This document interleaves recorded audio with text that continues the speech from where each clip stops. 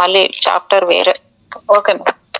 Hello my dear friends and masters, welcome back to our channel oneness vegetarianism. నా పేరు స్వప్నేశ్వరి. ముందుగా మనందరి గురువు అయిన డాక్టర్ బ్రహ్మశ్రీ పితామహపత్రి సారక నాయక్ అనంతకోటి ఆత్మ ప్రణామాలు. సత్యలోకవాసులకి, దివ్యలోకవాసులకి, మహాకర్ణలోకవాసులకి, పరమగురువులకి, పరమగురుమండలికి, మహావతార్ బాబాజీకి, బుద్ధ భగవానుడికి, రామ్తా మాస్టర్కి, సదానంద యోగి మాస్టర్కి, అందరికీ పేరు పేరున నా యొక్క అనంతకోటి ఆత్మ ప్రణామాలు. యాస్ట్రల్ మాస్టర్స్ అందరికీ పేరు పేరున స్వాగతం, సుస్వాగతం. Welcome masters, welcome welcome. Thank you. ఈ వర్తమాన క్షణంలో ఉన్న ఈశ్వ చైతన్యానికి, నా స్వయానికి అనంతకోటి ఆత్మ ప్రణామాలు. మరి రోజులాగానే ఈరోజు కూడా మరింత జ్ఞానాన్ని, విజ్ఞానాన్ని షేర్ చేయడానికి మేడంకి సాదరంగా వెల్కమ్ చేసుకున్నాం masters. Madam welcome. Madam welcome to our session. Madam over to you madam. Shanta madam. Thank you madam. Thank you. ముందుగా మన గురువు గారైన బ్రహ్మర్షి పితామహపత్రి సార్ గారి, స్వర్ణమాల పత్రి మేడం గారికి నా ఆత్మ ప్రణామాలు, హృదయపూర్వకంగా కృతజ్ఞతలు తెలుపుకుంటూ నాకు ఈ సెషన్కి వాళ్ళు ఆశీర్వాదాలు తెలపాలని కోరుకుంటున్నాను. అలాగే విశ్వంలోని గురువులందరికీ కూడా నా ఆత్మ ప్రణామాలు, కృతజ్ఞతలు. స్వప్నేశ్వరి మేడం గారికి నా ఆత్మ ప్రణామాలు, కృతజ్ఞతలు. నా తల్లిదండ్రులకు మరియు నా కుటుంబ సభ్యులకి, ఎంతగానో సహకరిస్తున్న వారందరికీ కూడా హృదయపూర్వకంగా కృతజ్ఞతలు, ధన్యవాదాలు తెలియజేసుకుంటున్నాను. Thank you.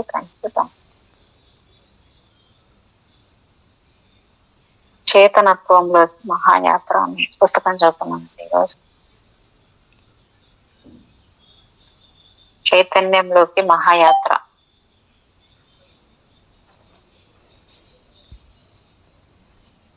అంటే గురు శిష్యుల్లో చర్చ జరుగుతుంది అనమాట నిన్నటిది. అందుకే కొన్ని అన్నాడు ఆయన, కొన్ని ప్రశ్నలకు సమాధానాలే ఉండవంట. అంటే మనం ప్రతిదానికి జవాబు చెప్పలేం కదా, అప్పుడు ఏం చేస్తాం, ఇలాంటి ప్రశ్నలు అడిగితే కొన్ని కాలమే సమాధానం చెప్తాం కలే అనుకుంటాం చూడండి, ఆ విధంగా. ఇప్పుడే మిర్దాద్ బుక్ లో కూడా అదే మేడం. మిర్దాద్లో నాకు మంచి కావాలనుకుంటారు. మంచి చెడు అనేది మీరు ఏదైతే అనుకుంటారో అది ఒక చెట్లో కాయలు రెండు ఒకే కాయ. ఇప్పుడు అమ్మడాలని ఎట్లా అంటాము అట్లా ఉంటాయి. నాకు మంచి కావాలనుకుంటే చెడు ఏమైపోతుంది, అది రెండు చెడు లేనిదే మంచి ఉండదు, మంచి లేనిదే చెడు ఉండదు. దాన్ని ఎట్లా మీరు విడదీస్తారు, విరగొడతారు, విరగొట్టలేరు, అలా మీరు తీయలేరు. అప్పుడే మీకు అంటే ప్రాబ్లమ్స్ ఇంకా ఎక్కువ అయ్యేదానికి ఉంటుంది. అది మిర్దాద్ చెప్తున్నాడు మిర్దాద్ బుక్లో కూడా. అంటే అందుకే కొన్ని అన్నాను, కొన్ని ప్రశ్నలకు సమాధానాలు ఉండవు, వాటికి సమాధానం కేవలం అనుభూతి ద్వారా మాత్రమే లభ్యమవుతుంది. శిష్యుడు కూర్చున్నాడు అనమాట.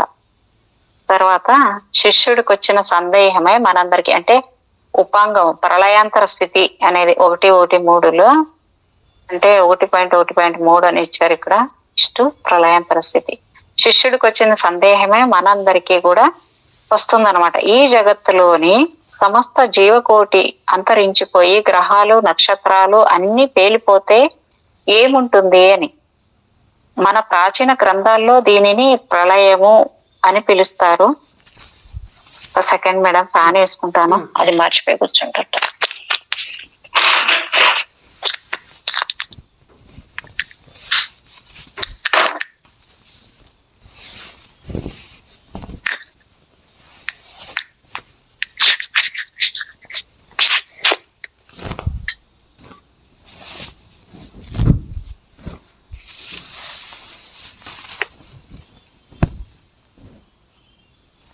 ప్రాచీన గ్రంథాల్లో దీనిని ప్రళయము అని పిలుస్తారు. అంటే సృష్టి అంతా అంతరించిపోయిన స్థితి అన్నమాట. ఈ స్థితినే ధ్యాన్ అని పిలువబడే ఒక ప్రాచీన తాళపత్ర గ్రంథం మొదట శ్లోకంలో ఈ విధంగా వర్ణిస్తారు. ఈ గ్రంథంలో విషయమే మహాత్మా బ్లావిట్స్కీ తన రహస్య సిద్ధాంతము లేక సీక్రెట్ డాక్ట్రిన్ అనే పుస్తకంలో వివరించారు. బ్లావిట్స్కీ ధ్యాన్ అనే పుస్తకాన్ని ఆధారంగా చేసుకుని రాసి ఉండవచ్చు, కానీ ఋగ్వేదంలో ఈ దిగువ వివరించబోతున్న శ్లోకాలను పోలిన శ్లోకాలున్నాయి. ఈ సృష్టి ప్రారంభ రహస్యము ఋగ్వేదం 10వ మండలంలోని 129వ సూక్ష్మంలో ప్రకటించబడింది.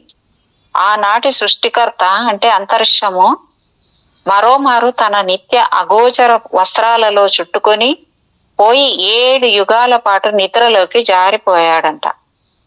కాలం లేదు, ఎందుకంటే అది కాలం వ్యవధి యొక్క అనంతమైన ఒడిలో నిద్రపోతుంది. విశ్వవ్యాపితమైన మనస్సు కూడా లేదు. ఎందుకంటే మనస్సుని కలిగి ఉండే వ్యక్తం చేసే ఖగోళ జీవులేవీ లేవంట. ఈ అనంతంలో చీకటి మాత్రమే ఉంది. ఎందుకంటే తండ్రి, తల్లి, తనయుడు మరోసారి ఒకటయ్యారు. తనయుడు కొత్త చక్రం కొరకు, దాని మీద తన యాత్ర కొరకు ఇంకా మేల్కొనలేదు. ఈ సృష్టించే అంతరిక్షం అనేది శాశ్వతమైనది. అదే అన్నింటికీ మూల కారణమైనది. దీనికి పరిమాణము అంటే కొలతలు లేవు. ఇది స్వయం సిద్ధ. దీనిని మనం తత్, ఆంగ్లంలో దట్ అనొచ్చంట.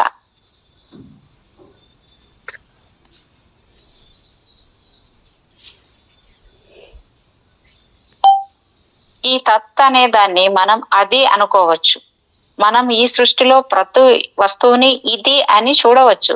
ఇది సూర్యుడు, ఇది చంద్రుడు, ఇది భూమి, ఇది పర్వతము, ఇది చెట్టు, ఇది జంతువు, ఇది మనిషి, ఇలా కేవలం కనిపించే వస్తువులనే కాదు, మామూలు జ్ఞానేంద్రియాలు గ్రహించుకోలేని వాటిని కూడా ఇతర సాధనాల ద్వారా మనం గ్రహించగలిగితే వాటిని కూడా ఇది అని చెప్పవచ్చు. అంటే ఎలక్ట్రోమాగ్నెటిక్ తరంగాల వంటివి అని. అలా ఎటువంటి వివరణకి వర్ణనకి దొరకని సరిపోని దాన్ని మనం ఇది అది అనవచ్చు. ఇది అని మనం చెప్తున్న వస్తువులన్నింటికి ఏవో కొన్ని లక్షణాలు ఉంటాయి. సూర్యుడు వేడినిస్తాడు, చంద్రుడు చల్లదనాన్ని ఇస్తాడు. కానీ ఇలాంటి లక్షణాలకి అతీతమైనది అది. ఈ ఉదాహరణ కేవలము ఆ స్థితిని అంటే ప్రళయాంతర స్థితిని అర్థం చేసుకుందుకు మాత్రమే ఇవ్వబడింది. కానీ నిత్య వ్యవహారాల్లో మనం దగ్గరగా ఉన్నదాన్ని ఇది అని, దూరంగా ఉన్నదాన్ని అది అని వాడతాం. ఈ దిగువ చిత్రము చూడండి. అంటే ఇది ఒకట చీకట్లాగా ఉండేదాన్ని చూపించారు మేడం. ప్రళయాంతర అంతరిక్షం అంటే అప్పుడు ఈ చిత్రంలో ఏంటి మేడం 25,000 సంవత్సరాలకి మారుతుందంట మేడం. ఇది యుగాలు కావచ్చు, అట్లా వస్తుంది. ఇంకా అంటే ఇంకొక 1000 సంవత్సరాలకైతే పూర్తిగా ప్రేమతో అంటే ప్రేమ తప్ప ఇంకేమి లేకుండా ఉన్న పరిస్థితుల్ని ఇంకొక 1000 సంవత్సరాల తర్వాత అయితే వస్తుందంట మేడం. నిన్న ఒక క్లాసు లక్ష్మీ దుగ్గిరాల మేడంది వింటే దాంట్లో వాళ్ళు సూచించిన ప్రకారం చెప్పింది మేడం ఆమె. కానీ మేడం ఇప్పుడు అట్లా అంటాము, ఒట్టి ప్రేమ తప్ప మిగతా ఏముండదని. ఇప్పుడు నాకు సపోజ్ ఎగ్జాంపుల్, నాకు స్వీట్ అంటే ఇష్టం మేడం. స్వీట్ తెల్లారి నుండి సాయంత్రం దాకా తింటుంటే ఎంతసేపు తింటాను నేను, ముఖం మొత్తేస్తుంది. అట్లా లేదు మేడం, అక్కడ ఇంకా వేరే ఏమి ఉండదు అన్నట్టు. దాంట్లో బతికినప్పుడే ఇప్పుడు ఈ జీవి వేరు. ఇప్పుడు అది ఇంకోటి ఇది విన్నారా మేడం, ఇమ్మోర్టల్ టాక్స్ అని హనుమంతుడి కథ? లేదు లేదు, అది వీడియో ఉంది, పెడతాను చూడండి. ఇప్పటికీ కూడా అక్కడ నేపాల్ దగ్గర ఏదో ఒక ఆదివాసులు జనాంగం ఉంటారంట మేడం. 42-43 సంవత్సరాలకు ఒకసారి హనుమంతుడు వచ్చి వాళ్ళకి, అంటే వాళ్ళు ఎట్లా బతుకుతున్నారంటే ఇంకా వాళ్ళకి వేరే ఏమీ లేదు, ఆ జీవులతోనే బతుకుతుంటారు. పాములు, తేళ్లు, అన్నిట్లోనూ వాళ్ళు ఏం చంపుకొని తిన్నారు. ఆ ప్రాణి ఒకటే నేను ఒకటే అనే విధానంలో ఉంటారు. కాబట్టి అక్కడ ఆయన ప్రత్యక్షంగా వచ్చి అప్పుడప్పుడు వాళ్ళకి ఏది అవసరమో అది ఇస్తూ ఉంటే ఆ విధంగా వాళ్ళు ఎంతో సంతోషంగా ఉంటారంట మేడం. నిజంగా అంటే బట్టలు కూడా లేకోకుండా ఇప్పటికీ ఉన్నారంట వాళ్ళు అలా. కాదు మేడం, నిజమే. ఇప్పుడు మనమే ఉన్నాము, పిల్లలు ఉంటారు, మన బిడ్డలు, పసిబిడ్డలు ఉంటారు. పసిబిడ్డలకి వాళ్ళకి ఏం తెలియదు, వాళ్ళకి ఏం కావాలో అన్నీ మనమే పెడుతుంటాం, పాలు పడుతుంటాం. కానీ వాళ్ళు పెరిగి పెద్ద అవుతారు. ఇప్పుడు వాళ్ళు పెరిగి పెద్ద అవుతారు, తల్లిదేం కాదు వాళ్ళకి. మనమే అది మనుషులు ఎవరైతే ఈ ఆత్మలు, ఈ సోల్స్, మనం ఈ గొప్ప ఈ తెలివితేటలు అంటాం కదా ఇది ఆ సోలే అలా సృష్టించుకుంటుంది. అంటే ఒక మజా కావాలి, అర్థమవుతుంది కదా మేడం, ఒక మజా. ఈ స్ట్రగుల్స్ ఎప్పుడైతే ఉంటాయో, ఈ స్ట్రగుల్స్ అనేది ఉంటే ఆత్మ పరిణితి కోసం అని చెప్పేసి అలాగా క్రియేట్ చేసుకుంటా. ఎవరో ఇప్పుడు మనకి ఇలా ఉన్నాయంటే ఎవరో తెచ్చి నేను ఎత్తిని ఇంత బరువు నువ్వు మొయ్యని ఎవరు బలవంతంగా పెట్టింది కాదు ఇది, అర్థమవుతుంది. ఏ ఒక్కరు అంటే మనం మన మన ఆలోచన ఆ రూపాలన్నీ తెస్తుంది అనేది మనకు వస్తూ వస్తూ వస్తూ మొదట మనం కూడా ఆ విధంగా ఉండిన వాళ్ళమే కదా మేడం అసలు. అవును అవును అవును.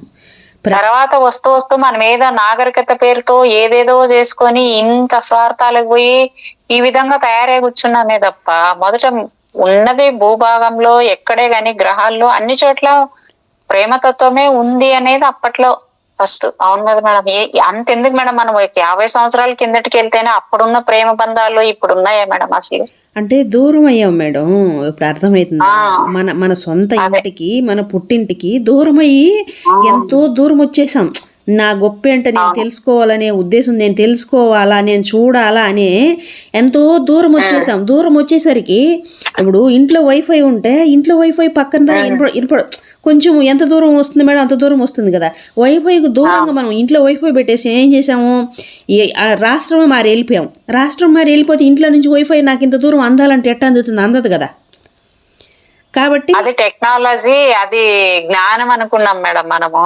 అదే అంటే ఎగ్జాంపుల్ వైఫై ఎగ్జాంపుల్, ఎందుకంటే మనం అంత అలాంటి ఫ్రీక్వెన్సీ దాటి ఆ ఫ్రీక్వెన్సీని వదిలేసి వచ్చేసాం కాబట్టి మనకు తెలియదు. అది ఉండింది మన దగ్గర, ఉంది, లేకుండా ఏం కాదు. ఆ ఫ్రీక్వెన్సీని దాటి ఇంత దిగబడి వచ్చేసాం కిందికి మనం దానంతా. కానీ ఇంకో విషయం ఏమంటే, ఎవరైతే మనం మనుషులు మనం ఇలా ఉన్నామనుకుంటున్నామో, పైన దేవతలు, మనం అనుకునే దేవతలు కావచ్చు, మహానుభావులు కావచ్చు, గొప్పవాళ్ళు ఈ భూమి మీదకి రావడానికి సాహసం ఎవరు చేయలేదు. ఏ మహానుభావుడు సాహసం, ఇక్కడ ఉన్న వాళ్ళంతా సాహసం చేయరా డింపకాని సాహసం కోసమే వచ్చిన ఆత్మలు ఇవన్నీ. అలాగ ప్రాబ్లం ఉంటుందంటే కూడా నేను పోతా అనే ధైర్యంగా ఎదిరీది మేము చేయగలమనేసి వచ్చి అలాగ వచ్చి నేను చేసుకొని పోతానని వచ్చి ఇప్పుడు ఇక్కడికి వచ్చి అయ్యో నాకే ఇంత వచ్చేసిందని చెప్పి బాధపడుకుంటున్నాం అంతే. పైన ఉన్నారు, వాళ్ళు చూస్తూ ఉన్నారు అన్ని హెల్ప్ చేయడానికి. వాళ్ళు చూస్తూ ఒకసారి వాళ్ళకు నవ్వు వస్తుంది, ఒరే నువ్వు ఇంత గొప్పవాడివి కదా, ఇంత బలమైన వాడివి, ఇంత నువ్వు అంటే వీరుడివి సూర్యుడివి, నువ్వు వాడికి పోయి ఏడుస్తున్నావు, నీకేమైందని నవ్వుకుంటుంటారు. కానీ మనం వచ్చింది దీనికోసం, మన నిర్ణయం తీసుకొని వచ్చింది కంకణం కట్టుకొని మనమే కదా. ఎవరో ఒక మనల్ని, అదే ఎవరు మా ఈయన రామ్తా అసలు తండ్రి అంటాడు, నిన్ను ఎవరు అంటే చెప్పుతో కొట్టి నిన్ను ఎవడు తొయ్యలేదు, నేనెవడు చెప్పుతో కొట్టి తొయ్యలేదు, నువ్వు పో అని చెప్పి నేను ఎవడు మెడగబట్టి గెంటలేదు, నువ్వే వచ్చావు. అసలు బాబా ఎలా ఉంటుందంటే, నిన్ను ఎవడు తొయ్యలేదు, నువ్వు పో అని చెప్పేసి ఎవరు నిన్ను గెంటలేదు, నిన్నెవడు కొట్టి తరిమేయలేదు, నువ్వే వచ్చావు అంటాడు. మనమే వచ్చాం, మనల్ని ఎవరికి ఉండదు కదా. నువ్వు వద్దు పో, నువ్వు ఇది అనుభవించద్దని చెప్పేసి ఈ భూమి మీద అలాగా నాకు ఇదంతా నాకే కావాలి, నువ్వు ఒకడే, అలా కాదు కదా. అక్కడ అంతా ఒకటే కదా, మనకై మనమే వచ్చాం ఇక్కడికి. అవును, కానీ అది మర్చిపోయింటాం. వచ్చేటప్పుడు తీసుకున్నది నిర్ణయాలు అది మర్చిపోయి మనం ఈ మాయలో పడిపోయినాం. అదే కదా, అది మర్చిపోయాము. ఇప్పుడు ఇక్కడికి వచ్చేయాలి, కొంచెం నొప్పి కలిగి కొంచెం అదే వేడి తగిలేదు, నాకు నా వల్ల కాదురా నాయన, నాకు బొబ్బలు వస్తున్నాయి, ఏడుస్తున్నాం. అదే కదా, చస్తున్నాం, పుడుతున్నాం చస్తున్నాం, ఇదే అయిపోయింది. అవును అవును. ఈ చిత్రంలో మీకు కనిపిస్తున్నది ఏమిటి? కేవలం నల్ల రంగు మాత్రమే, కేవలం ఏదీ లేదు అని సూచించడానికి ఈ నల్ల రంగు చూపబడింది. అది కూడా పెడతాను, వినండి మేడం. అది ఇమ్మోర్టల్ టాక్ కూడా బాగుంది. నాకైతే ఒక 7-8 పార్ట్స్ ఏం పెట్టారు, కానీ నేను ఈరోజు ఒకటి విన్నాను. ఇంతకు ముందు విన్నాను కానీ అంత బాగా గుర్తు ఉండేది కాదు. ఈరోజు మళ్ళీ ఒకటి విన్నాను ఇందాక. శిష్యుడు మళ్ళీ లేచి నించున్నాడు. గురువు గారు అడిగారు, ఏమిటి సందేహం? అయితే ఈ జీవకోటి కానీ ఖగోళ వస్తువులు కానీ లేని స్థితిని శూన్యం అనుకోవచ్చా? కొన్ని విశ్వాసాల్లో దాన్ని శూన్యం అనే పిలుస్తారు, కానీ అద్వైత సిద్ధాంతాన్ని ప్రతిపాదించిన ఆది శంకరాచార్యులు ఈ శూన్యం వాదనని తిరస్కరిస్తారు. ఏది లేకపోతే అది శూన్యమే కదా. నువ్వు శూన్యమనే పేరుతో దాన్ని పిలవాలనుకుంటే అలానే పిలవచ్చు, కానీ దానికి శూన్యమనే పేరు బాగుంటుందని ఆలోచించిన నువ్వు ఉన్నావు కదా, కాబట్టి నువ్వు సత్యం. శంకర్లు చెప్పింది ఇదే.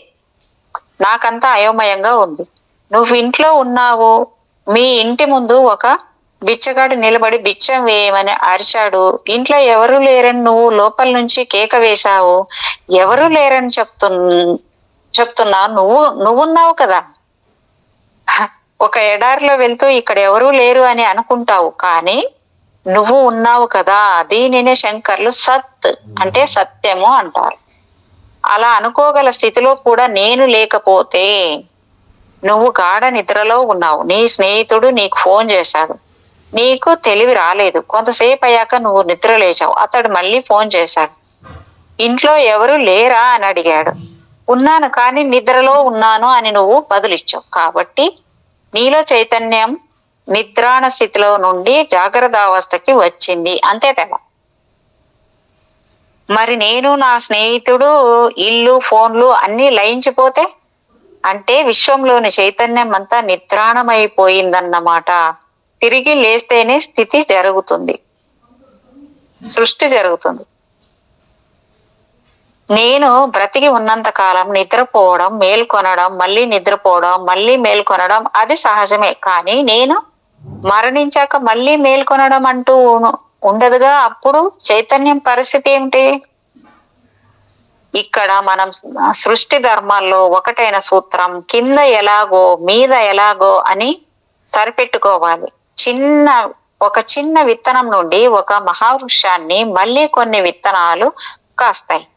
కొన్నాళ్ళకి ఆ విత్తనం మళ్ళీ మహావృక్షంగా మారుతుంది. కాబట్టి మరణం అనేది కూడా ఒక భ్రాంతి. చెట్టు నశించిపోయి ఉండవచ్చు, కానీ దానిలోని చైతన్యం విత్తనంలోనే ఉండనే ఉంది. అది మళ్ళీ మేల్కొని చెట్టుగా మారింది.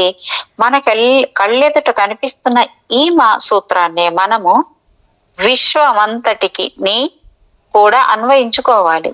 ఈ విశ్వం అంతా లయించిపోయినా చైతన్యం మాత్రం లయించిపోదు. మన ఊహకి అందనంత అతి సూక్ష్మ రూపంలో అది ఎక్కడో ఉండి ఉంటుంది. ఈ సూత్రాన్ని మనం అంగీకరిస్తేనే మనం ముందుకి వెళ్ళగలం. లేకుండా శూన్యమే అని నువ్వు అనుకుంటే మళ్ళీ సృష్టి జరగడం కూడా అసంభవం. మనకి చర్చ కూడా అనవసరం. శిష్యుడు కూర్చున్నాడు. ఇటువంటి స్థితిని మనము అక్షర బ్రహ్మం అని పిలుస్తాం. అంటే శరం కానిది లేక నాశనం కానిది అని అర్థం. అక్షర బ్రహ్మయోగం లేక అక్షర పరబ్రహ్మ యోగం అని భగవద్గీతలో 8వ అధ్యాయాన్ని పిలుస్తారు. ఆంగ్లంలో ఈ స్థితిని లోగోస్ అని పిలుస్తారు. మనము వ్యవహారికంగా చెప్పే అక్షరానికి దీనికి చిన్న తేడా ఉంది. మన ఊహలో ఉన్న అక్షరాలకి శబ్దం ఉంది, ఈ అక్షరానికి శబ్దం కూడా లేదు. In the beginning there was a world, the world was with God, the world is God అని బైబిల్లో సెయింట్ జాన్ అనే అధ్యాయంలో మొదటి వాక్యం చెబుతుంది.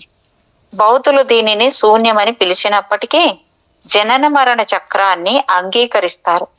చాందోగ్యోపనిషత్తులో ఉద్దాలకుడు అనే మహర్షి తన కుమారుడికి ఒక మర్రి పండు ఇచ్చి దాన్ని అలా భిన్నం చేస్తూ వెళ్ళమంటాడు. చివరికి కుమారుడికి ఏమీ కనిపించదు. ఏముంది అని అడుగుతాడు తండ్రి. శూన్యం అని బదులిస్తాడు కొడుకు. ఇక్కడ శూన్యం అంటే మన ఊహకి అందనిది, ఆ కంటికి కనపడదని, దాంట్లోంచి ఈ మహావృక్షం పుట్టిందంటాడు తండ్రి. అంతే. మాండోక్యోపనిషత్తులో చెప్పిన తుర్యాతీత అవస్థ అనుకోవచ్చు.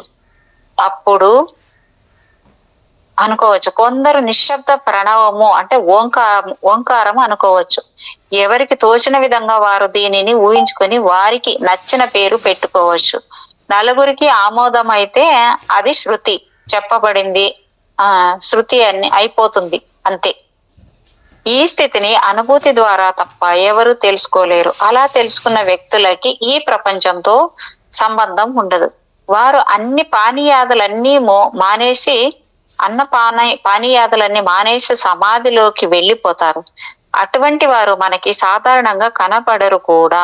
ఎక్కడో ఏ కొండల్లోనో గుహల్లోనో ఉండిపోతారు. యుగానికి ఒక్కళ్ళో ఇద్దరో ఇటువంటి స్థితికి వెళ్ళగలిగిన వాళ్ళు ఉంటారు. వారెవరైనా కావచ్చు. సకల శాస్త్రాలు చదివిన మేధావి అయినా కావచ్చు. అక్షరం ముక్కరాని పామరుడైనా కావచ్చు. సకల ఐశ్వర్యాలు అనుభవిస్తున్న ధనవంతుడైనా కావచ్చు, నిత్యం పస్తులుండే కటిక బీదవ అయినా కావచ్చు, నిరంతరం పుణ్యకార్యాలు దాన ధర్మాలు చేసే సజ్జనుడైనా కావచ్చు, స్వార్థంతో ప్రజల్ని పీల్చి పిప్పి చేసి హింసించి ఆనందించే కసాయివాడైనా కావచ్చు, ఆ అనిరోచనీయమైన స్థితిని వారిని తాకిన మరుక్షణము వారు సమాధిలోకి వెళ్ళిపోతారు. ఆ తర్వాత వారు చేసిన కర్మలతో పని లేకుండా దానిలో లయమైపోతారు. వాల్మీకిని, విశ్వామిత్రుని ఇక్కడ ఉదాహరణగా చెప్పుకోవచ్చు. మరి మనం మంచి కర్మలు ఎందుకు చేయడం అని కొందరికి సందేహం రావచ్చు. పైన చెప్పిన స్థితి యుగానికొక్కరికో ఇద్దరికో తప్ప రాదని చెప్పుకున్నాం. కానీ ఆ స్థితిని పొందడానికి అందరూ ప్రయత్నించాలి. శిష్యుడు మళ్ళీ లేచి నిల్చున్నాడు. ఏమిటి సందేహం అడిగారు గురువుగారు. తర్కం వల్ల పరబ్రహ్మతత్వాన్ని గ్రహించలేమని అంటున్నప్పుడు మళ్ళీ తర్కం ఎందుకు? సమయం వచ్చినప్పుడు నీకు వివరిస్తాను. ప్రస్తుతానికి చర్చ చాలించి బయలుదేరదాం అని లేచి నిలబడ్డారు గురువుగారు. ఆయన వెనకే శిష్యగణమంతా బయలుదేరి ఊర్లోకి చేరుకున్నారు. వారు నడిచి వెళ్తున్న దారిలో ఒక మహాభక్తుడిగా అందరూ చెప్పుకునే గృహస్థు ఇల్లొకటి ఉంది. ఆ గృహస్థు ఉదయం లేచింది లగాయితూ రాత్రి పడుకునే వరకు అలా ఏదో ఒక ప్రార్థనా పుస్తకాలు తనలో తాను చదువుకుంటూ ఉంటాడు. కేవలం 2-3 గంటలు మిగిలిన పనులకి కేటాయిస్తాడు. గురువుగారు ఆ ఇంటి ముందు ఆగారు. ఇంటి ఎదురుగా బాటకి అవతలి పక్క ఒక చెట్టు ఉంది. దాని క్రింద కూర్చున్నారు. శిష్యులందరూ కూడా ఆయనకి సమీపంలో కూర్చున్నారు. చెట్టు కింద ఒక చిన్న గులకరాళ్ల కుప్ప ఉంది. అందులో ఒక గులకరాయిని తీసి కొంత దూరంలో పెట్టారు గురువుగారు. తర్వాత మరొక గులకరాయిని తీసుకుని దాని పక్కన పెట్టారు. తర్వాత మరొకటి. శిష్యులకు అతడు చేస్తున్నదేమీ అర్థం కాలేదు. అయినా ప్రశ్నించకుండా చూస్తున్నారు. కొంతసేపటికి గృహస్థు ఎందుకో బయటికి వచ్చాడు. గురువు గారిని, శిష్యులను చూశాడు. గురువు గారు చేస్తున్న పనిని కూడా ఆసక్తితో చూశాడు. తర్వాత ఆయన దగ్గరకు వచ్చి, స్వామి ఏం చేస్తున్నారు అని ప్రశ్నించాడు. గులకరాళ్ళ కుప్పని మరో చోటికి మారుస్తున్నాను గురువు గారు సమాధానం ఇచ్చారు. అవి ఇప్పటికే గుట్టలుగా ఉన్నాయి కదా, చేసిన పనే మళ్ళీ ఎందుకు చేయడము? నువ్వెందుకు రోజు చదివిన పుస్తకాలే తిరిగి తిరిగి చదువుతూ ఉంటావు అని అడిగారు అన్నమాట గురువు గారు. పుణ్యం గురించి. నేను పుణ్యం గురించి ఈ పని చేస్తున్నాను. గులకరాళ్ళు తిరిగి తిరిగి పేర్చడం ద్వారా పుణ్యం వస్తుందా? చదివిందే రోజు చదువుతూ ఉండడం వల్ల పుణ్యం వస్తుందా? మీ వంటి పెద్దలే రోజు ఇవి చదవమని చెప్పారు. నువ్వు చదువుతున్న శ్లోకాలకి అర్థం ఏమిటి? నాకు తెలీదు. వారు చెప్పారు, నేను చేస్తున్నాను అంతే. నేను ఈ గులకరాళ్ళని ఇక్కడి నుంచి మరొక చోటికి రోజు మార్చమని చెప్తే మారుస్తావా? చేసే పనికి ప్రయోజనం ఉండాలి కదా. కాబట్టి ఈ భూమిపై పుట్టాక మనము ఏ పని చేసినా ప్రయోజనం ఆశించే చేస్తాం. ఎందుకు చదువుతున్నామో దాని అర్థం ఏమిటో తెలుసుకోకుండా చదివితే ప్రయోజనం ఉంటుందా? ప్రశ్నించారు గురువుగారు.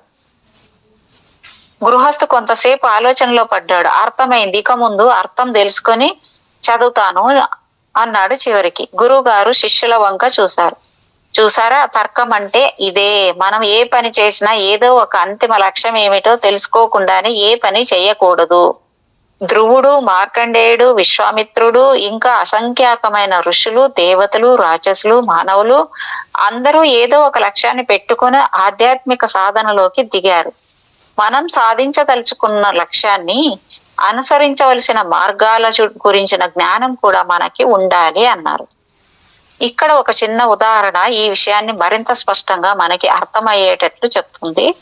కొంతమంది పండితులు తీర్థయాత్రలకు బయలుదేరారు. వారి సామాన్లు మోయడానికి, పనులు చేసి పెట్టడానికి ఒక సేవకుడిని కూడా వెంట తీసుకెళ్లారు. ఒకానొక చోట వారు విడిది చేసి బస దట్టమైన అరణ్యంలో ఉంది. ఆ అరణ్యంలోనే అక్కడక్కడ కొన్ని పుణ్యక్షేత్రాలు, తీర్థాలు ఉన్నాయి. వాటన్నింటినీ దర్శించుకొని తాము విడిది చేసిన బసకే తిరిగి ముఖం పట్టారు పండితులు. ఇంతలో చీకటి పడింది. దారి తప్పారు. పండితులందరి దగ్గర దీపాలున్నాయి.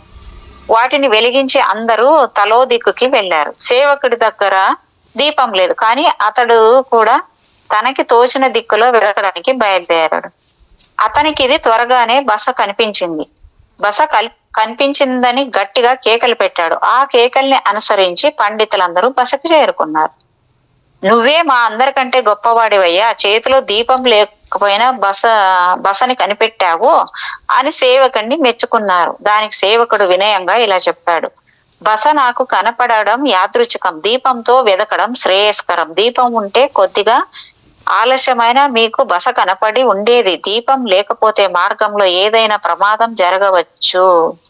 ఈ బసని మనము పరమాత్మ సాక్షాత్కారము అంటే ఆత్మ సాక్షాత్కారం అనుకుంటే అది యాదృచ్ఛికంగా లేదా భగవత్ సంకల్పంగా కలగొచ్చు.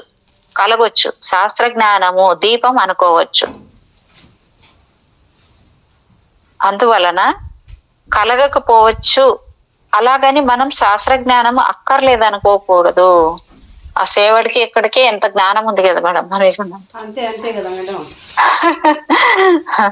అదే ఇప్పుడు ఏం లక్ష్యం ఏమి అంటే ఏం లేదు అని అంటే లేలే లక్ష్యం, నాకు కూడా లక్ష్యంతో చేస్తాను. నేను కూడా ఊరికే నాకు కూడా లంచంతోనే చేస్తున్నాను. నాకు కూడా లంచం కోసం నేను కూడా చేస్తాను. అదే నా లంచం, నేను కూడా చెప్తాను. ఇలా శాస్త్రాల ద్వారా గతిశీలమైన జగత్తు గురించి తెలుసుకోవడాన్ని అపరావిద్య అంటారు. 4 వేదాలు, శిక్షావల్లి, కల్పవల్లి, వ్యాకరణము, నిరుక్తము, ఛందస్సు, జ్యోతిషము, ఇంకా ఈ కోవలకు వచ్చే అనేక విద్యల్ని అపరావిద్య అంటారు. ఇక శాశ్వతము, అమరము, అక్షరము అయిన తత్వాన్ని అందించే విద్యయే పరావిద్య. అంటే మందకోపనిషత్తులో 1:1-4-5 చెప్పబడ్డాయంట. మనం ఇప్పుడు పైన చెప్పిన ధ్యాన్ గ్రంథంలోని వాక్యాలకి అర్థం పరిశీలిద్దాం. ఆ శ్లోకంలో చెప్పబడిన అగోచర వస్త్రాలు అనబడేవి ప్రకృతి యొక్క, విశ్వం యొక్క నిగూఢ మూలాలు. Mystic root at all the matter and the universe. అంతరిక్షం అనేది మనం ఊహించుకోగలిగిన అనంత వస్తువు. అది ప్రత్యేకంగా విడదీయలేనిది. వస్తు రూప ప్రపంచం యొక్క ఉనికిలోకి కానీ ఉనికి లేకపోవడం వలన కాని ప్రభావితం చెందనిది. దానికి ఏ విధంగా చూసినా పరిమాణం లేదు. అది స్వతఃసిద్ధ అంటే సెల్ఫ్ ఎగ్జిస్టెన్స్. ఆత్మ దాని మొట్టమొదటి అంగవిభాగము. ఆత్మకి ప్రకృతికి అది కారణం లేని కారణం. అది పరిమితులు లేని శూన్యం కాదు, నియంత్రించబడ్డ పూర్ణత్వము కాదు. కానీ ఆ రెండూ కూడా అదే. అది ఒకప్పుడు ఉండినది, ఎప్పుడు ఉండేది. ఇక్కడ వస్త్రాలు అనేవి విభజింపబడని అంతరిక్ష పదార్థం. మనం ఇప్పుడు చూస్తున్న పదార్థం అలాంటిది కాదది. కానీ పదార్థం యొక్క ఆత్మతత్వము అది అంతరిక్షంతో పాటు శాశ్వతమైనది. దానితో పాటు ఉండేది మనకి కనిపించే పదార్థాలలో అంటే ప్రకృతిలో కనబడిన సూక్ష్మ గుణాలకి మూలం ఈ మూల ప్రకృతి. ఇది ప్రతి భౌతిక మానసిక ఘటన ప్రపంచం యొక్క ఉపాధి లేక వాహకానికి ఆధారమైనది. ఆకాశం దీని నుండే ప్రకాశిస్తుంది. బ్లావెట్స్కి రాసింది దీని గురించి. మనము ప్రస్తుతం చూస్తున్న పదార్థం అంతా అణు నిర్మితమే. ప్రతి అణువులోనూ కొన్ని ఎలక్ట్రాన్లు, ప్రోటానులు, న్యూట్రాన్లు ఉంటాయి.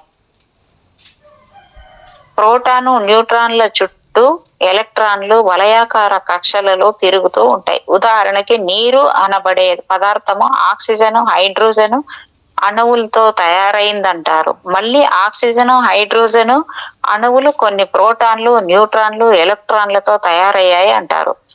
ఈ ఎలక్ట్రాన్లని, ప్రోటాన్లని ఇంకా విశ్లేషిస్తూ పోతే మరింత సూక్ష్మమైన కణాలు అంటే రేణువులు కనబడతాయి. అలా వెళ్ళగా ఈ పదార్థాలని తయారవడానికి మూలమైన కారణభూతమైనదేదో ఒకటి ఉంది అనిపిస్తుంది. దానిని మూల ప్రకృతి అంటారు. అనువాకం అణువులు చూడండి. 7 యుగాలనగా 7 మన్వంతరాలు.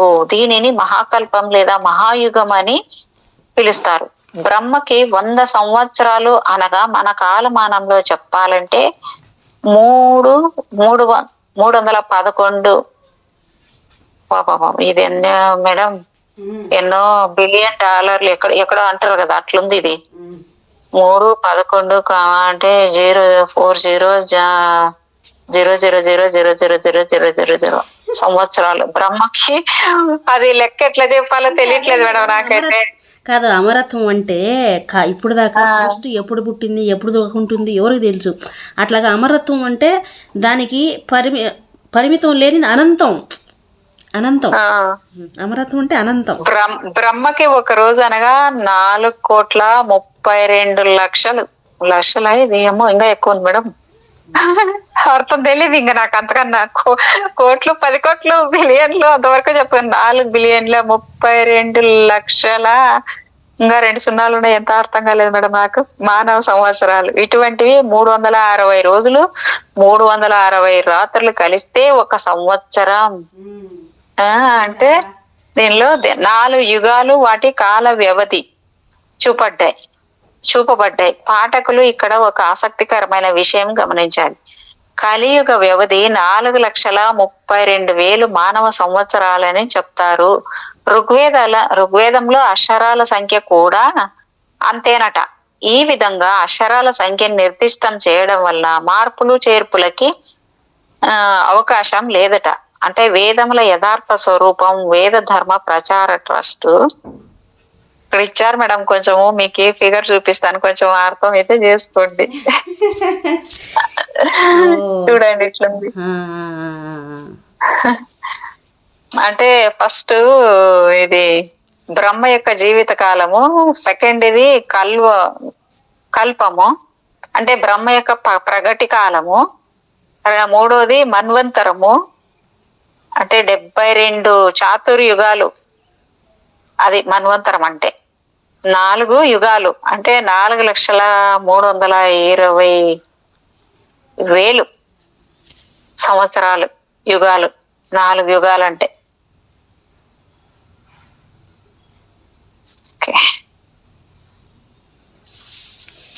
ఈ స్థితిలో కాలం అనేది కూడా లేదు, సమయం అనేది కూడా. మనం ఈ అనంత వ్యవధిలో ప్రయాణిస్తున్నప్పుడు మన చైతన్య స్థితిలో పరంపరలో సృష్టించబడిన భ్రమ మాత్రమే.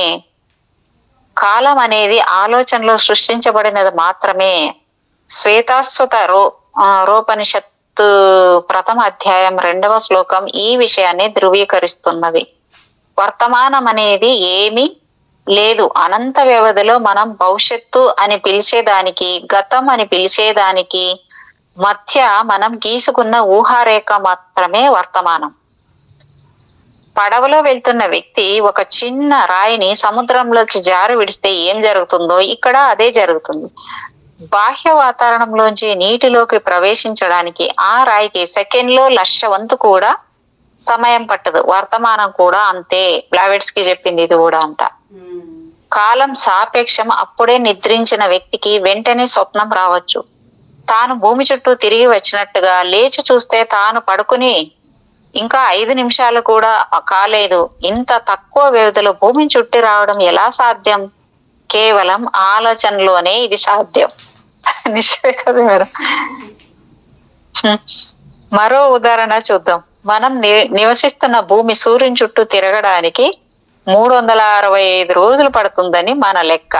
ఈ కాల ప్రమాణం ప్రకారం సౌర మండలంలోని మరో గ్రహం సూర్యుని చుట్టూ తిరగడానికి 1 రోజు మాత్రమే పడుతుంది అనుకుందాం. అప్పుడు ఆ గ్రహం మీద నుంచి చూసే వారికి మన ఆయు ప్రమాణం 60 రోజులు లేక 70 రోజులుగా కనపడవచ్చు. అంటే మనకి 60 సంవత్సరాలు 70 సంవత్సరాలు అనేది ఉంది, కానీ వాళ్ళకి అట్లా అనిపించచ్చు. ఇప్పుడు మనం ఉన్నాము, చీమలు ఉంటాయి. చీమలు పోతూ ఉంటాయి. ఎంతో కష్టపడి ఒకే లైన్లో ఒకదాని ఒకటి పోతుంటాయి. ఒక మంచిగా వాటికి కావాల్సిన ఫుడ్ అంతా సంపాదించి పెట్టుకుంటాయి. ఒక దగ్గర పెట్టుకొని ఒకే ఆర్డర్లో వెళ్తుంటాయి. అవి ఏం చేస్తాం, ఒక్కోసారి ఉఫ్ఫను ఊపినా సరిపోయాయి, లేదా కాలుతో తొక్కినా సరిపోయి, ఏం చేసినా వాటి బతుకు కథం కదా. అవేమనుకుంటాయి, నా జీవితం ఎంత ఉందిరా నాయన అనుకుంటాయి. అవి మన దగ్గర అంతే నేత్తం. అదే సాపేక్షికం అంటే ఇదే. ఈ స్థితిలో విశ్వవ్యాపితమైన మనస్సు కూడా లేదు. ఎందుకంటే మనస్సుని వ్యక్తం చేసే ఖగోళ జీవులేవి లేవు. మనస్సు అనేది ఆలోచన, సంకల్పము, అనుభూతి అనే చైతన్యం యొక్క స్థితులన్నింటినీ కలిపి చెప్పే సమిష్టి నామం. గాఢ నిద్రలో భౌతిక తలం మీద ఆలోచన నిష్క్రమిస్తుంది, జ్ఞాపకం బడి ఉంటుంది. అంటే కెప్ట్ ఇన్ అబేయాన్స్ అంట.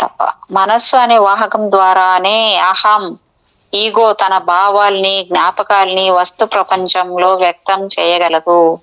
ప్రళయం అనబడే దీర్ఘరాత్రిలో అన్ని జీవులు లయమైపోగా విశ్వ మనస్సాక్షి ఒక్కటే మానసిక చర్య యొక్క శాశ్వత సంభావ్యతగా మిగిలి ఉంటుంది. లేక అస్పష్టమైన పరిశుద్ధ ఆలోచనకి మనస్సు స్పష్టమైన సాపేక్షిక వ్యక్తీకరణగా ఉంటుంది. ఈ అనంతంలో చీకటి మాత్రమే ఉంది. ఎందుకంటే తండ్రి, తల్లి, తనయుడు మళ్ళీ ఒకటయ్యారు. తనయుడు కొత్త చక్రం కొరకు, దాని మీద తన యాత్ర కొరకు ఇంకా మేల్కొనలేదు.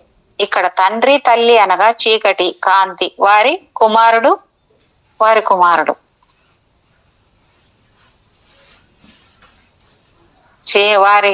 కాంతి అంటే వారి కుమారుడు అంట. ఉత్పత్తి స్థానం లేనిదే కాంతిని ఊహించుకోవడం కష్టం.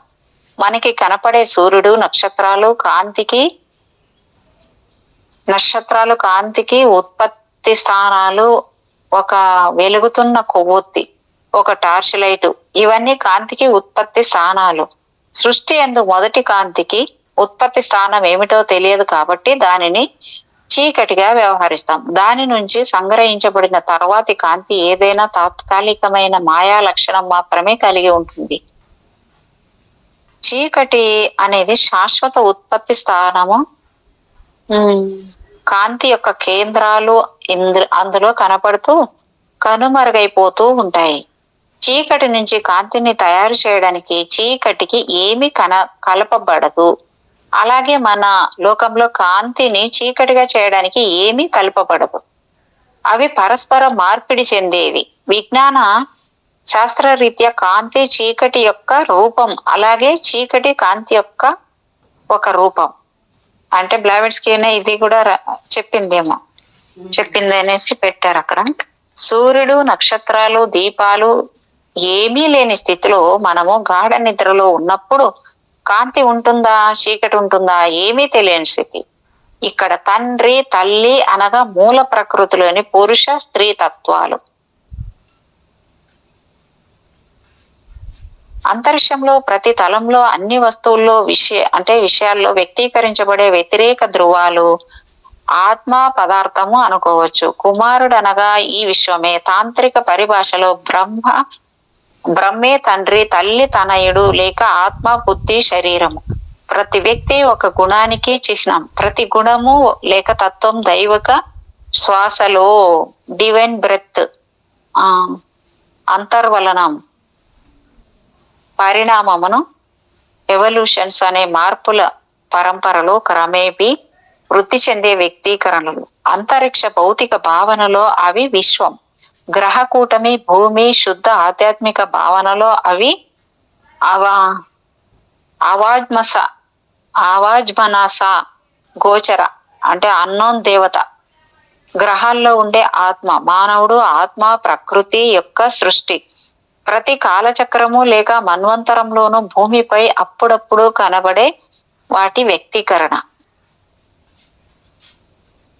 ఇప్పుడు ఈ దిగువ చిత్రంలో కనపడేది అంటే భూమి ఎలాగ ఏర్పడిందో కూడా అది చూపించారు మేడం. కొంచెము కనిపిస్తుంది, కొంచెం కనపడుకోకుండా ఆ విధంగా పెట్టారు.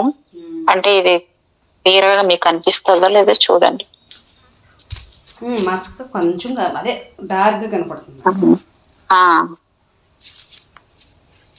అంటే ఈ చిత్రంలో 1-1-2 ప్రళయాంతర అంతరిక్షంలో చూపిన నల్లటి పెనుచీకటి లాంటి నేపథ్యంలో ఇప్పుడు మీకు అస్పష్టంగా ఒక వర్తులాకార ఆవరణ కనబడుతోంది. అంటే ప్రళయాంతర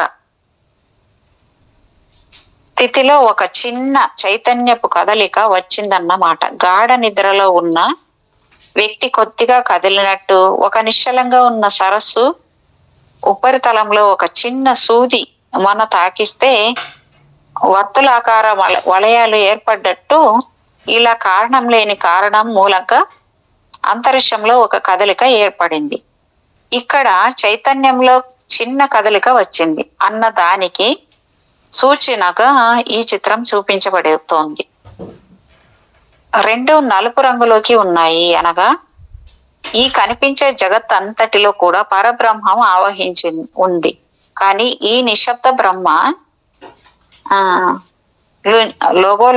లోగోస్ లో నుంచి పుట్టబోయే ఈ జగత్తు అంటే శబ్ద బ్రహ్మ ఊహించుకోవడం కోసం వృత్తాకారంగా ఉన్న ప్రాంతంలో నల్ల రంగు కొద్దిగా ఛాయ తక్కువగా చూపబడింది.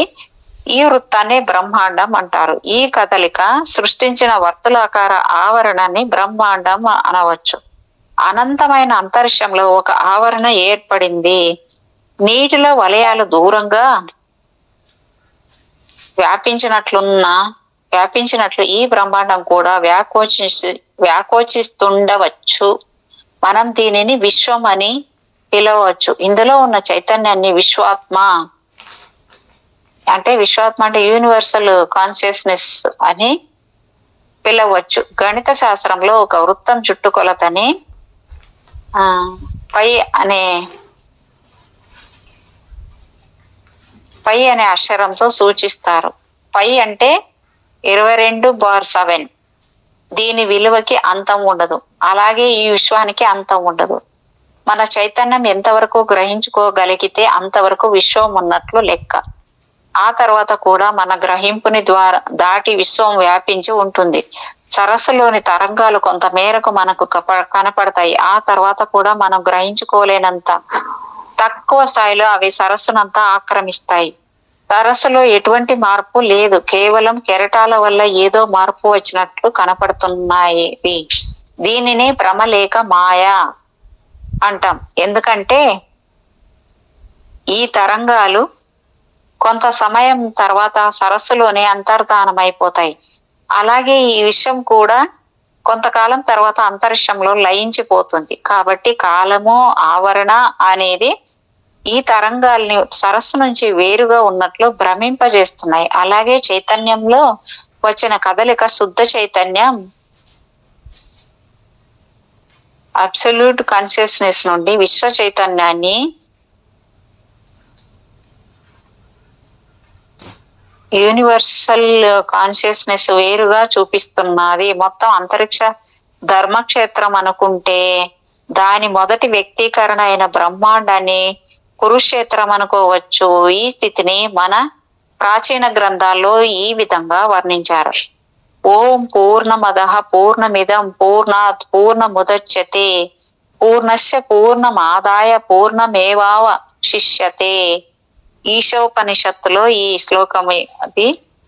అంటే దానికి ఏ విధంగా తాత్పర్యం ఏంటంటే ఈ కనిపించేదంతా అనంతము, ఆ కనిపించని దానిలోంచి ఈ కనిపిస్తున్నదంతా అంటే జగత్తు పుట్టింది. ఈశా అనగా ఒక అర్థం పూర్తి నిశ్శబ్దం. ఈశావోపనిషత్తు ఈ విధంగా మొదలవుతుంది. ఓం ఈశావాస్య మిద్గం సర్వం యత్కించ జగత్యాం జగత్. ఈ అనిత్య ప్రపంచంలో పరివర్తనశీలమైనది ఏదేది ఉన్నదో అది అంతా భగవంతుడి చేత ఆవరింపబడింది. మనుధర్మం శాస్త్రం 1వ అధ్యాయం 5-6 శ్లోకాలలో ఈ విషయమే చెప్పబడింది. సృష్టి గురించిన మన ప్రాచీన గ్రంథాల్లో ఏమి ఉన్నదో కొంతవరకు అనువాకం జలమయమై ఉండే జగత్తులో చూడండి.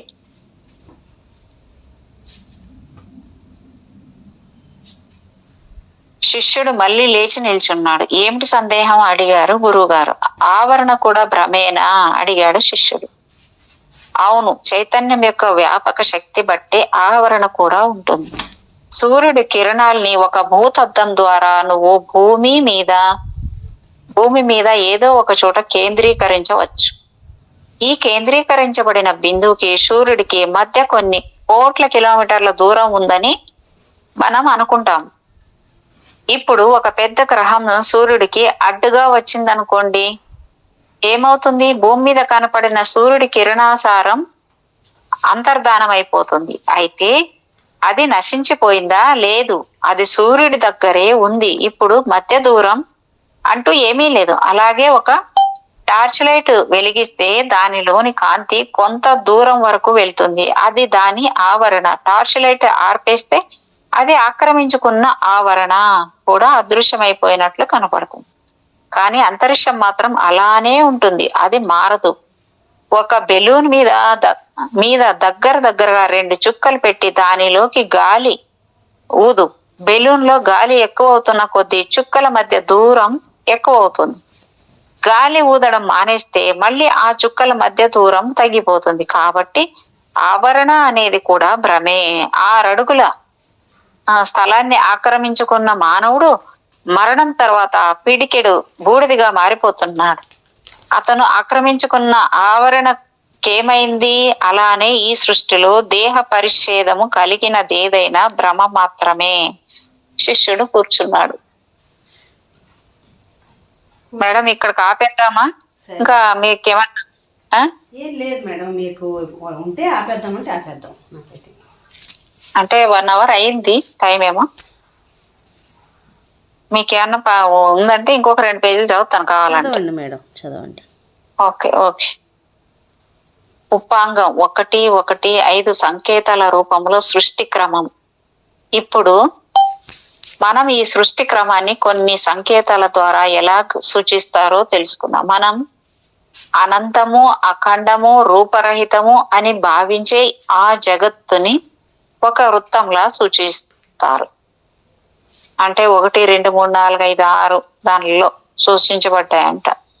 అంటే ఇక్కడ ఒక చిత్రాన్ని ఇచ్చారు మేడం. ఇట్లా అనిపిస్తుందా మీకు? అవును మేడం. అంటే కిటికీ వెళ్తురు కనిపిస్తుందేమో కాదా మేడం మీకు? నాకైతే అట్లా అనిపించింది దాంట్లో. అవును, కొంచెం కనపడుతుంది. ఇంతకు ముందే చెప్పినట్లు వృత్తానికి అంతు ఉండదు. కాబట్టి అనంతమైన ఆ అంతరిక్షాన్ని ఇలా సూచిస్తారు. ఇది లింగరహిత స్థితి. ఋగ్వేదంలో చెప్పిన అదితి అనుకోవచ్చు. అదితి అనగా 2 లేనిది, అనగా పుట్టుక చావు లేనిది. దేవతల తల్లిగా పురాణాల్లో వర్ణించబడింది. తర్వాత చిత్రంలో ఈ వృత్తం మధ్యలో ఒక బిందువు చూపబడింది. 2 దాంట్లో ఇది నిరాకారం, అస్పష్టము అయిన అఖండ జగత్తులో సంభవించగల అంటే జగత్తుని సూచిస్తుంది. ఇది మొదటి వ్యక్తీకరణ. 3వ దశలో ఈ బిందువు వృత్తంలో వ్యాసంగా చూపబడింది.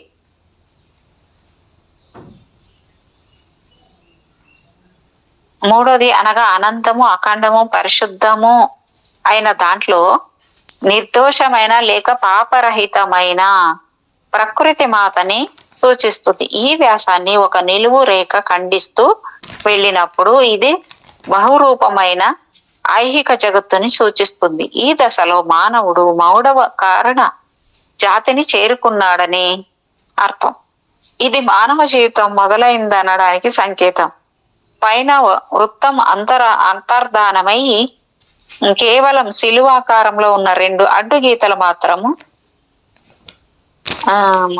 మిగిలి ఉంటే ప్రకృతిలో మానవుడి ఆవిర్భావం మొదలైనట్టు సంకేతం. 4వ కారణ జాతి మొదలైంది అన్నమాట. స్వస్తిక్ చిహ్నం ఆ జనన మరణ చక్రాన్ని సూచిస్తోంది.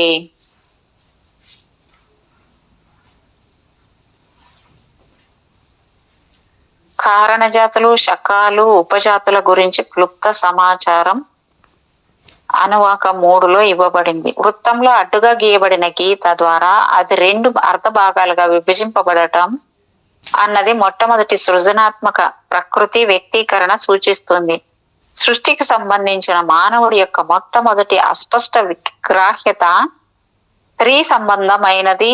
ఎందుకంటే మానవుడికి తన తండ్రి కంటే ఎక్కువగా తల్లి తెలుస్తుంది. అందుకు స్త్రీ దేవతల్ని పురుష దేవతల కన్నా పవిత్రంగా తలుస్తారు.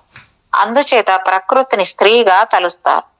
అది కొంతవరకు యథార్థము, గోచరము. ప్రకృతిని బలవంతం చేసే ఆత్మతత్వం అంటే స్పిరిట్ ప్రిన్సిపల్ గోప్యంగా ఉంటుంది. ఇది కూడా బ్లావెట్స్ కి రాసింది అనుకుంటా మేడం. దాంట్లో మనం అన్నీ రాలేదు మనకి. బౌద్ధులు, అద్వైతులు, నాస్తికులు కారని బ్లావెట్స్ కి అంటారు.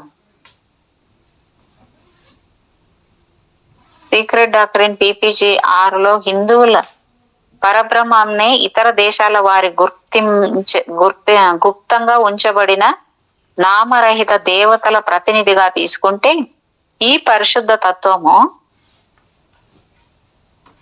నమూనా నుండి మిగిలిన నకళ్ళన్నీ తయారైనాయి అంటారు ఈమె. పరబ్రహ్మము అనేది దేహము కాదు, దేవుడు కాదు. ఎందుకంటే అది ఒక దేవుడు కాదు, అది సర్వోత్కృష్టమైనది కాదు అంటుంది మండ్యూకోపనిషత్తు. అంటే కారణంగా అది సర్వోత్కృష్టమైనది, ఫలితంగా మాత్రం కాదు అని అర్థం. తురీయానికి ఈశ్వరుడికి భేదం గురించి మరో మాట చెప్పాలి. తురీయం అంటే కేవలమైన శుద్ధ చైతన్య భావన. వికార జాతానికి కారణంగా ఆశ్రయంగా ఏమాత్రము ఇది సంబంధపడదు. ఈశ్వరుడు ఉంటేనో సకల వికారాలకు మూల కారణం ఆశ్రయంగా చెప్పబడేవాడు. ఈ ఈశ్వరుడు సుషుప్తి చైతన్యంలో ఒకటిగా చెప్పబడ్డాడు. ఏమంటే అనుభవం అంతా సుషుప్తి చైతన్యం నుండే వెలువడుతూ అందులోనే లయం అవుతూ ఉండడం చేత, అంటే మండూకోపనిషత్తులో శ్రీ సర్వానంద స్వామి రామకృష్ణ మిషన్ వాళ్ళు 13వ పేజీలో పరబ్రహ్మం అనేది పరిశుద్ధ చైతన్యం, చిత్, ఇది తెలుసుకునేవాడు కాజాలడు. కారణరీత్యా అది సర్వోత్కృష్టమైనది, ప్రభావ రీత్యా మాత్రం కాదు. ఉపాంగం 1:1 వ్యక్తమైన సృష్టి. ఇప్పుడు ఈ అవ్యక్తమైనది, అనిర్వచనీయమైనది, రూపరహితమైనది, అనంతమైనది, నిరామయము, నిరాభయము, నిస్సంగము, నిష్ప్రపంచకము అయిన ఈ పరబ్రహ్మం నుండి ఈ సృష్టి వ్యక్తమైందని ప్రాచీన గ్రంథాలు వెల్లడి చేస్తున్నాయి. విజ్ఞాన శాస్త్రజ్ఞులైతే దీనిని మహావిస్ఫోటనంగా అంటే బిగ్ బ్యాంగ్ గా అభివర్ణించారు. వీరి సిద్ధాంతం ప్రకారము సుమారు 15 బిలియన్ సంవత్సరాల క్రితము ఈలం అనబడే అత్యంత సాంద్రత గల ఒక అణువు నుండి ఒక్కసారిగా పెద్ద విస్ఫోటనం సంభవించింది. మనం దీపావళి నాడు నూతన సంవత్సర వేడుకల్లోనూ చూసే విధంగా రంగురంగుల కాంతులు విరజిమ్ముతూ పదార్థం ఒకసారిగా అంతరిక్షంలోకి విరజిమ్మబడింది. ఈ స్థితిని ఊహించుకోవాలే తప్ప వర్ణించ సాధ్యం కాదు. అంతరిక్షం అంతా ఒక్కసారి వెలుగులతో నిండిపోయింది. తర్వాత మధ్య మధ్య నల్లని ప్రదేశాలు ఏర్పడ్డాయి. వెలుగుల మధ్య మిణుకుమనే నక్షత్రాలు వంటివి మెరిశాయి. అవన్నీ స్ప్రింగుల్లా తిరుగుతూ గెలాక్సీలుగా ఏర్పడ్డాయి. ఒక గెలాక్సీ నుండి మరొక గెలాక్సీ విడిపోవడం, 2-3 గెలాక్సీలు కలిసి ఒక కూటమిగా ఏర్పడటం, అలాంటి ఎన్నో విచిత్రమైన మార్పులు చోటు చేసుకున్నాయి. ఒక చోట పడి ఉన్న గుట్ట ఒక్కసారిగా లేని ఈ ఆది పదార్థం ఒక్కసారిగా అసంఖ్యాకమైన ఎలక్ట్రోమాగ్నెటిక్ తరంగాలుగా, కాంతి కిరణాలుగా, శబ్ద తరంగాలుగా, ఆక్సిజన్, హైడ్రోజన్, మిథేన్, ఓజోన్ వంటి వాయు పరమాణువులుగా, ఆ తర్వాత వాటి నుంచి మూలాణువులు, అణు మిశ్రమాలు, అణు సమ్మేళనాలు, ఖనిజాలు, జీవ కణాలు, వృక్ష కణాలు, జంతు కణాలు, ఇలా రూపాంతరాలు చెందుతూ అన్ని వైపులా విస్తరించింది ఏకోహం. బహుశ్యామి అంటే అర్థం ఇదే. ఒక్కటైన నేను బహురూపాలుగా కనపడతాను అని ఈశావోపనిషత్తులో ఇది సృష్టి ఈ పరిణామ దశలన్నీ దాటి ప్రస్తుతం మనం చూస్తున్న దశకి చేరడానికి మన లెక్కల ప్రకారము కొన్ని బిలియన్ సంవత్సరాలు పట్టింది. ఒక్క పక్క నక్షత్రాలు, గ్రహాలు, భూమి ఏర్పడుతుండగా మరోపక్క చైతన్య భరితమైన ప్రాణం సృష్టి కూడా అదే సమయంలో జరిగిపోయింది. నిజానికి కొన్ని సృష్టి ధర్మాలను అనుసరించి జరిగిన ఈ ప్రక్రియలో ప్రతి వస్తువుకి మరో వస్తువుతో విడదీయలేని సంబంధం ఉంది. అయినప్పటికీ చైతన్యపు దశల్లో కలిగే మార్పుల వలన నేను వేరు అది వేరు అనే భావన మనకి కలుగుతుంది.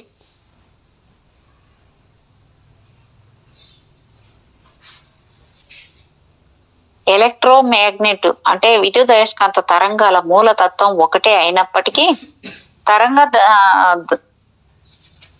తరంగ ద్వైర్యంలోని మార్పుల వలన లక్షణాలు మారే టెలివిజన్ తరంగాలు, రేడియో తరంగాలు, మైక్రోవేవ్స్ ఇలా రకరకాల వర్గీకరణలు చేస్తాం. అలాగే తెల్లని ఒక కాంతి కిరణాన్ని తరంగ ధైర్యాన్ని బట్టి ఎరుపు, పసుపు, ఆకుపచ్చ, నీలము, ఊదా ఇలా రకరకాల పేర్లతో పిలుస్తాం. శబ్ద తరంగాల్లో కూడా మనకి వినబడేది మనం కర్ణేంద్రియం ద్వారా గ్రహించుకోలేని అల్ట్రాసానిక్ తరంగాలు అనే వర్గీకరణ ఉంది. వీటిలో ఇంకా అనేక ఉపరి తరగతులు ఉంటాయి. ఇవన్నీ మనం గ్రహించగలిగినా గ్రహించలేకపోయినా మన చుట్టూ నిరంతరం తిరుగుతూనే ఉంటాయి. వీటి ప్రభావం మన మీద, మన మనస్సు మీద, మన పరిణామం మీద ఎల్లప్పుడూ ఉంటూనే ఉంటుంది. వీటితో సహజీవనం చేయడం మినహా మనము వీటిని తప్పించుకుని బ్రతకడం అనేది అసాధ్యం. మనలో చైతన్యం పెరుగుతున్న కొద్దీ మన మీద వీటి ప్రభావాన్ని, దాని వలన కలుగుతున్న మార్పులన్నీ గ్రహించగలిగే స్థితికి చేరుకుంటాం. ఆదిలో ఈ చైతన్యంతోనే మనం బయలుదేరాం. కానీ సృష్టి జరిగిన ఇక్కడ ఒకటి ఏదో పిక్చర్ ఇచ్చారు మేడం. అంటే మనం ఏ విధంగా ఫస్ట్ రూపొందామో, ఇది ఎలాగ బిగ్ బ్యాంగ్ తర్వాత ఎలా జరిగింది.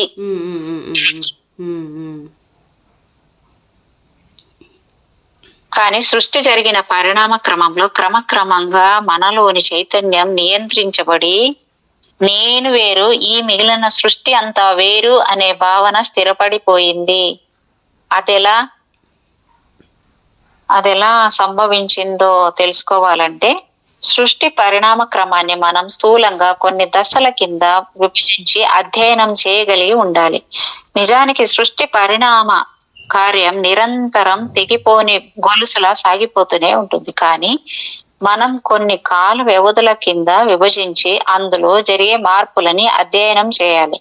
ఈ కాల వ్యవధులు నిర్ణయించడం కూడా అంత సామాన్యమైన విషయం కాదు. ప్రాచీన కాలంలో యోగులు దివ్య దృష్టితో చూసి చెప్పిన వివరాలని బట్టి వీటిని నిర్ణయించారు. ప్రస్తుత శాస్త్రజ్ఞులు రేడియో యాక్టివ్ రేటింగ్ పద్ధతుల ద్వారా ఈ దశల్ని నిర్ణయిస్తున్నారు. అయినప్పటికీ ఆనాడు యోగులు చెప్పిన వైనము, ఈనాడు శాస్త్రజ్ఞులు చెప్తున్న వైనము ఈ దశల్ని అంచనాలు వేయడంలో కొన్ని మిలియన్ల సంవత్సరాల తేడాలు కనబడొచ్చు. అనువాక 3లో ఈ వ్యత్యాసం ఉదాహరణగా చూపబడింది. కానీ అది అంత ప్రాధాన్యమైన విషయం కాదు. ఎందుకంటే కాలం అనేది సాపేక్షమని గతంలో మనం తెలుసుకున్నాం. అనంతమైన ఈ చైతన్య స్రవంతిలో భూత, భవిష్యత్, వర్తమాన కాలాలనేవి లేవు. జరిగింది, జరుగుతున్నది, జరగబోయేది అంటూ ఏమీ లేదు. మనలోని చైతన్య దశని బట్టి ఈ వ్యత్యాసాలు కనబడతాయి. కాబట్టి మనం అధ్యయనం చేయవలసిందల్లా చైతన్యము ఈ పరిణామ క్రమంలో ఎలా నియంత్రించబడింది, తిరిగి ఎలా పరిణితి చెంది అఖండ చైతన్యంలో విలీనమైపోతుంది అన్న విషయం. ఈ అధ్యయనం చేయడానికి మనము ఈ సృష్టి 7 దశల్లో జరిగినట్లుగా భావిద్దాం. ఈ 7 సంఖ్యకి కాలగణనంలో చాలా ప్రాధాన్యత ఉంది. మన ప్రాచీన గ్రంథాల్లో 7 ఊర్ధ్వ లోకాలు, 7 అధో లోకాలు ఉన్నట్లుగా చెప్పబడింది. బైబిల్లో భగవంతుడు 7 రోజుల్లో సృష్టి పూర్తి చేశాడని చెప్పబడింది. మన సౌర కుటుంబంలో 7 ప్రధాన గ్రహాలున్నాయి. వారంలో 7 రోజులు ఉంటాయి. ఇలా కొన్ని ఉదాహరణలు చెప్పుకోవచ్చు. ఇలా 7 సంఖ్యని ఆధారంగా చేసుకుని కాల నిర్ణయం చేయడము, దశా నిర్ణయం చేయడాన్ని సప్తాంశ పద్ధతి అంటారు. ప్రస్తుతం మనం నిత్య జీవితంలో ఎక్కువగా ఉపయోగిస్తున్నది దశాంశ పద్ధతి, అంటే డెసిమల్ సిస్టమ్. సప్తాంశ పద్ధతిని ఎలా ఉపయోగిస్తారో అనువాకం 4 7 వర్గాలు ఏమిటిలో చూడండి. మేడం 31 పేజీ వరకు ఈ రోజుకి అయింది. కరెక్ట్ చూద్దాం madam. Okay madam. Thank you madam. Thank you madam. Thank you so much madam. మీకు నా యొక్క హృదయపూర్వకమైన కృతజ్ఞతలు. ఈ సమస్త సృష్టికి, సమస్త గురుమండలికి నా యొక్క అనంతకోటి ఆత్మ ప్రణామాలు. Thank you.